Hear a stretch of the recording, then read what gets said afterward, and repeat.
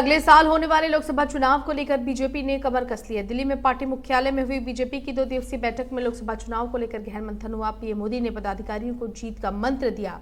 इस बार भी बीजेपी लोकसभा चुनाव प्रधानमंत्री नरेंद्र मोदी के चेहरे पर लड़ेगी, जिसे लेकर बीजेपी ने बूथ स्तर तक की तैयारी करनी शुरू कर दी है।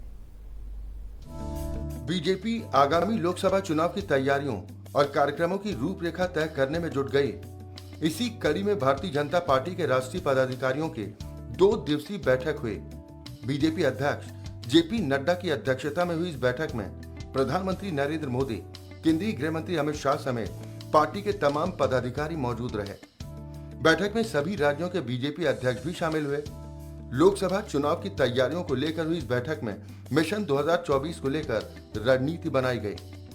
बैठक के पहले दिन प्रधानमंत्री नरेंद्र मोदी ने सभी पदाधिकारियों को संबोधित किया और अगले साल होने वाले लोकसभा चुनाव में जुट जाने का निर्देश दिया।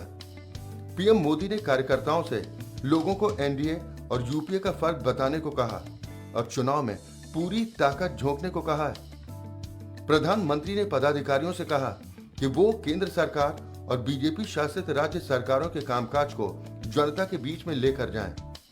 बैठक संगठनात्मक ढांचे को आगामी लोकसभा चुनाव के मद्देनजर सक्रिय करने और मोदी की गारंटी को जनता के बीच अधिक से अधिक पहुंचाने पर केंद्रित रही।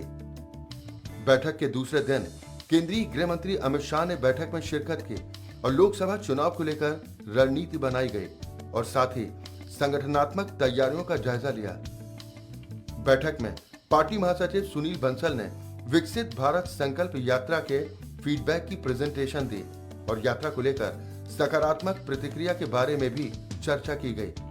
पदाधिकारियों की बैठक में हाल में हुए चुनाव में बीजेपी की बम्पर जीत को लेकर भी मंथन किया गया और राजस्थान, छत्तीसगढ़ और मध्य प्रदेश की सभी लोकसभा सीटों को जीतने पर रणनीति बनाई गई। Bureau report, MH1 news.